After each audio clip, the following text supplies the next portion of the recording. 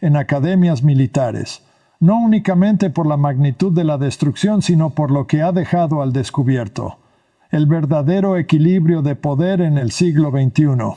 En el transcurso de apenas 6 horas, aproximadamente 2.000 drones suicidas iraníes transformaron el cielo sobre Tel Aviv en un escenario de combustión constante.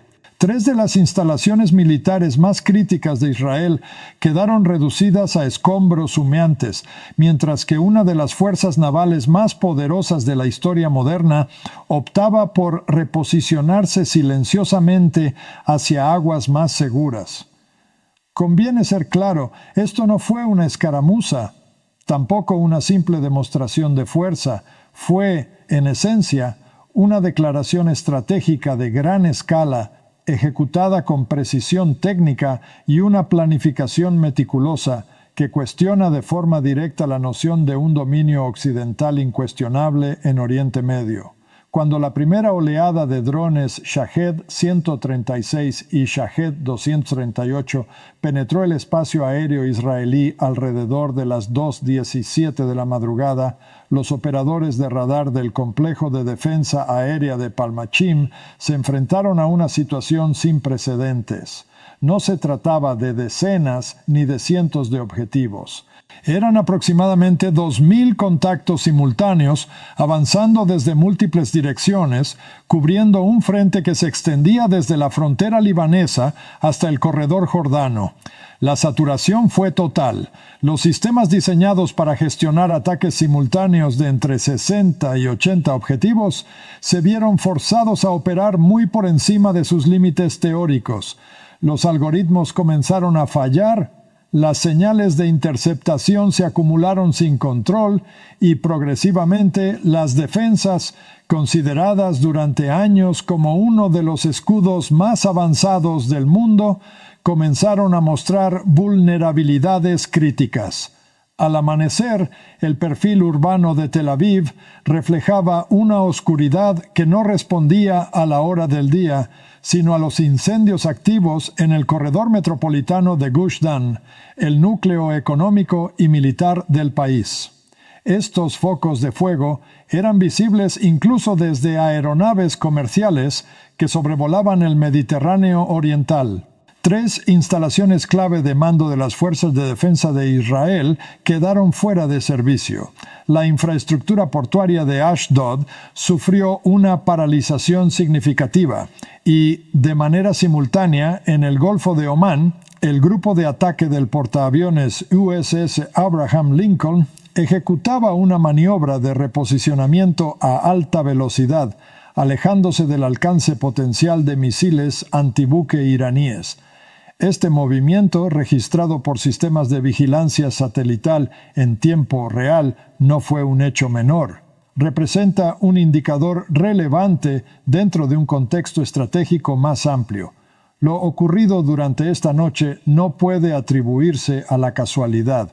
Es el resultado de años de preparación, de paciencia estratégica y de un programa tecnológico que, durante demasiado tiempo, fue subestimado por analistas occidentales más inclinados a minimizar capacidades que a evaluarlas con rigor.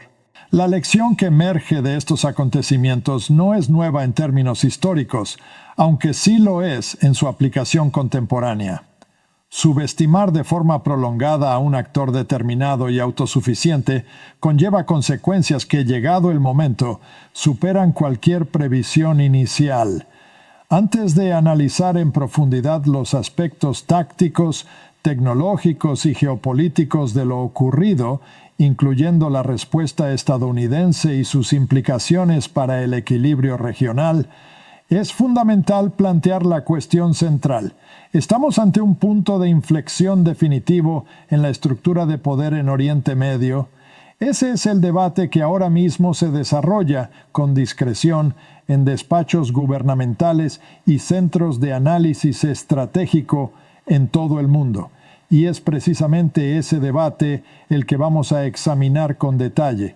En estos momentos, gobiernos y estructuras militares de todo el mundo se están planteando una serie de preguntas fundamentales lejos del escrutinio público.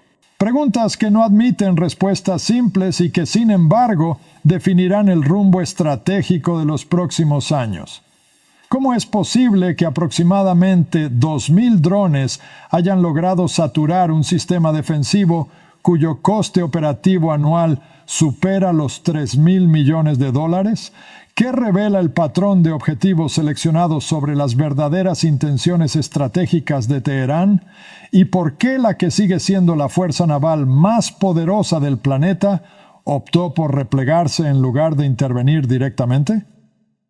Más aún, ¿qué impacto tiene esta decisión en la credibilidad internacional de Estados Unidos y en la confianza de sus aliados? Y cuando finalmente se disipen el humo y la confusión inicial, ¿quién ostenta realmente el control efectivo en Oriente Medio? ¿Qué implica en términos prácticos un escenario en el que la superioridad aérea estadounidense deja de ser un factor determinante? Las respuestas a estas cuestiones son, sin duda, más trascendentales de lo que sugieren los titulares. Conviene insistir en un punto clave. Lo sucedido durante esta noche no destaca únicamente por la escala de los daños. Su importancia radica en lo que revela sobre el equilibrio de poder contemporáneo. En un periodo de 6 horas, el uso masivo de drones transformó el espacio aéreo sobre Tel Aviv en un entorno de alta intensidad operativa, afectando de forma directa a infraestructuras militares críticas y forzando decisiones estratégicas de gran calado. No se trató de un incidente aislado ni de una reacción improvisada.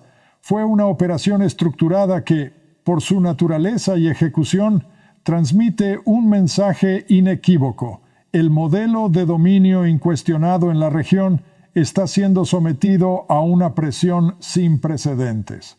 Cuando la primera oleada de drones Shahed penetró el espacio aéreo israelí en torno a las 2:17 de la madrugada, los operadores del sistema de defensa aérea se enfrentaron a un escenario que desbordaba cualquier previsión doctrinal.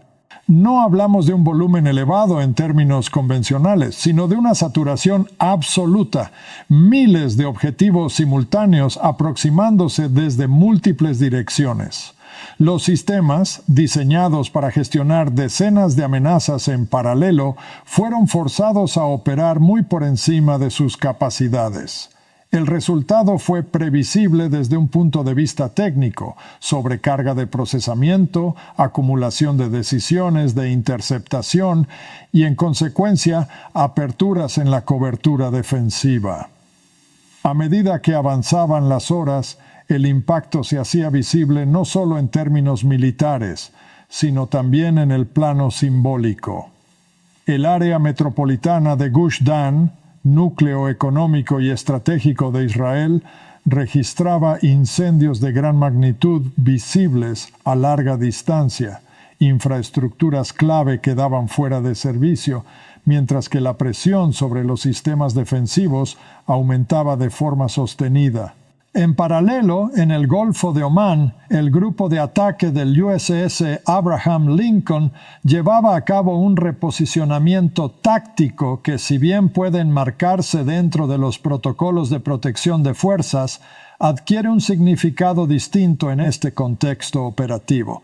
Las imágenes satelitales que documentaron este movimiento circularon con rapidez, alimentando un debate que trasciende el ámbito estrictamente militar, porque, en última instancia, lo que está en juego no es únicamente la evolución de un conflicto concreto, sino la percepción global de poder, disuasión y compromiso.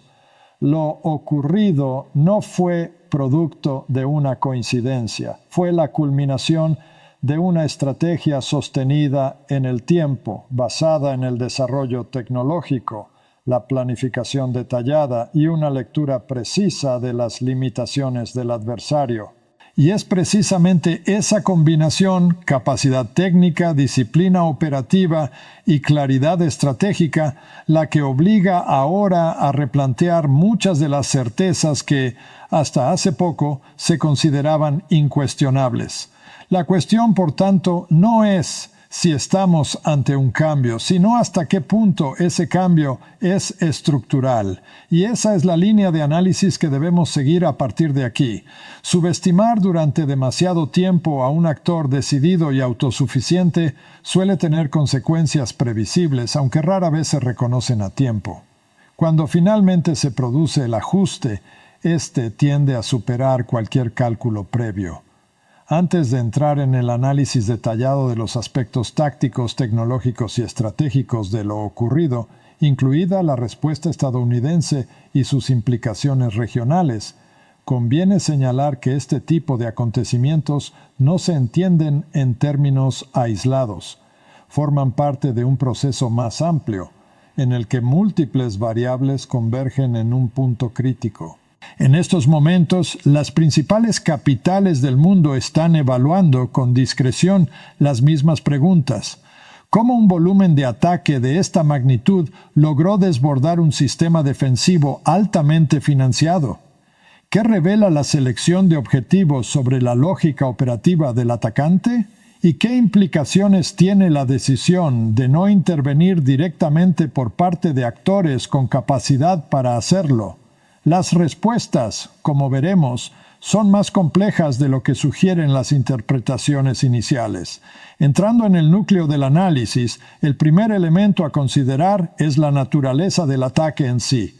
Lo que se ha descrito como una oleada masiva de drones no es simplemente una cuestión de escala, sino de diseño. La cifra, 2.000 plataformas simultáneas, no es arbitraria. Responde a un cálculo preciso orientado a superar los límites físicos y computacionales de los sistemas defensivos desplegados.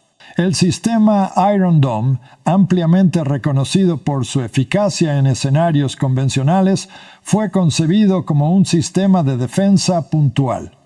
Su arquitectura de radar y control de fuego está optimizada para gestionar un número definido de amenazas dentro de un área geográfica específica. En condiciones estándar, aquellas para las que fue diseñado, su rendimiento es notable. Sin embargo, esas condiciones no contemplan escenarios con miles de objetivos simultáneos. Cada interceptor Tamir, que opera a velocidades aproximadas de 250 metros por segundo, requiere un margen temporal mínimo para detectar, rastrear y neutralizar un objetivo. En un entorno saturado, donde múltiples amenazas compiten por recursos limitados, ese margen se reduce de forma crítica.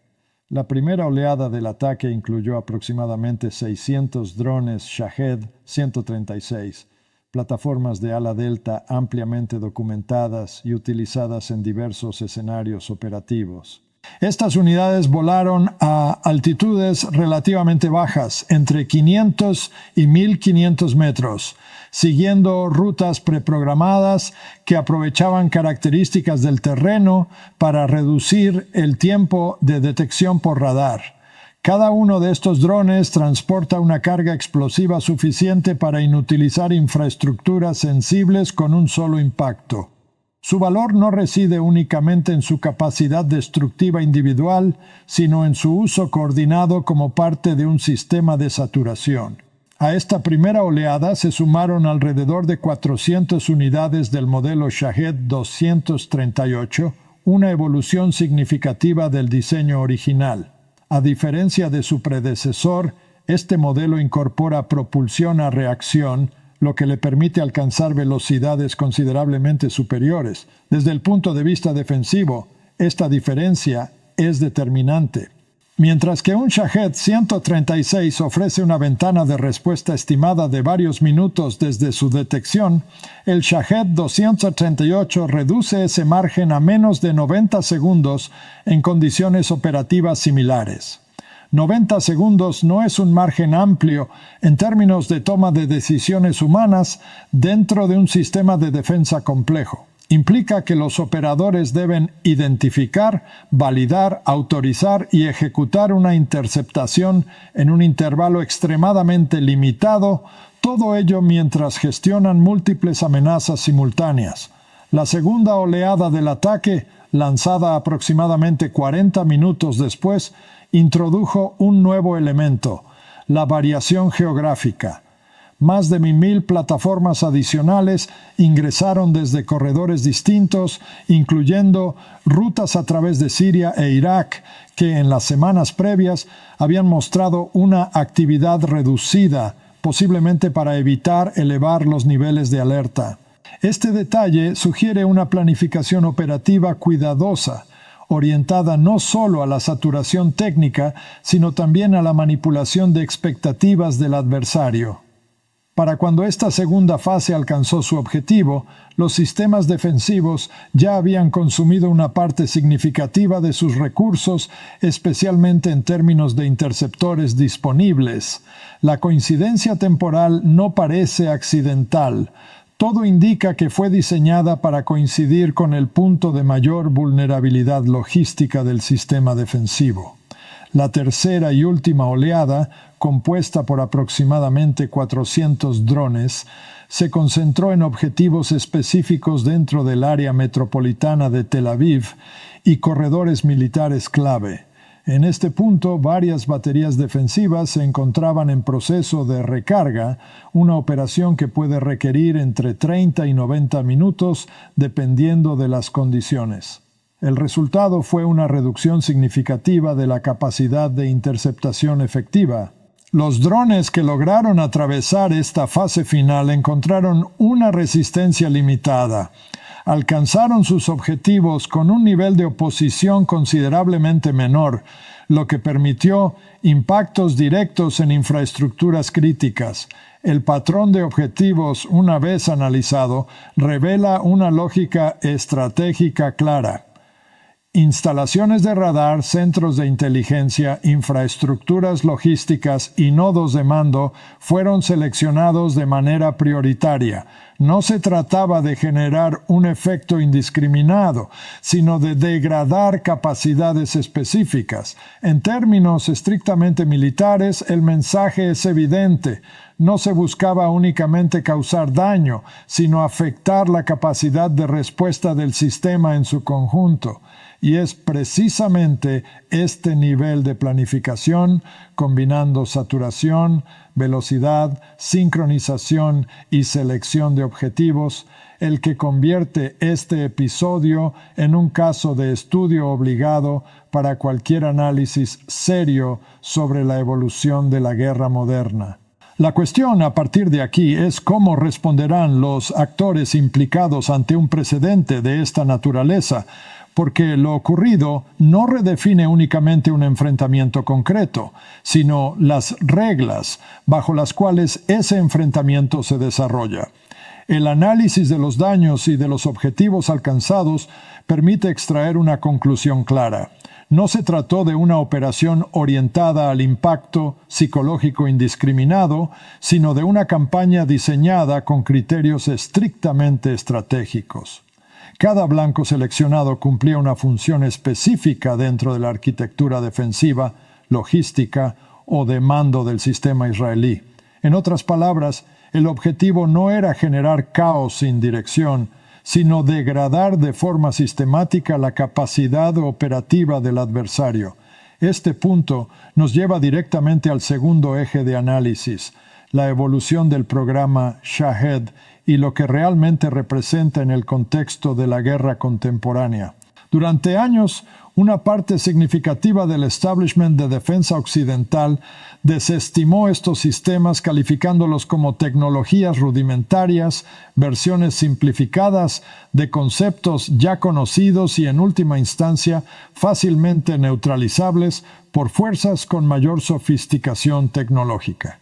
Esa evaluación, a la luz de los acontecimientos recientes, resulta difícil de sostener. Lo que ha emergido del programa Shahed no es una copia imperfecta, sino una familia de sistemas que ha evolucionado de manera progresiva, incorporando mejoras basadas en experiencia operativa real. Se trata de una plataforma que, lejos de depender de complejidad extrema, apuesta por la eficiencia, la escalabilidad y la adaptabilidad. El modelo base, el Shahed 136, responde a una lógica de diseño clara, simplicidad funcional combinada con efectividad suficiente. Su estructura de ala delta, su sistema de propulsión relativamente económico y su navegación basada en una combinación de sistemas inerciales y algoritmos de seguimiento del terreno lo convierten en una herramienta adecuada para operaciones de saturación. El coste unitario estimado, que oscila entre $20,000 y $50,000, no es un dato menor.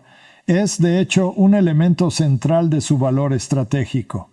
Frente a este coste, cada interceptor Tamir utilizado por el sistema Iron Dome puede situarse en cifras similares o superiores, especialmente si se tiene en cuenta la práctica habitual de lanzar más de un interceptor por objetivo para asegurar la neutralización.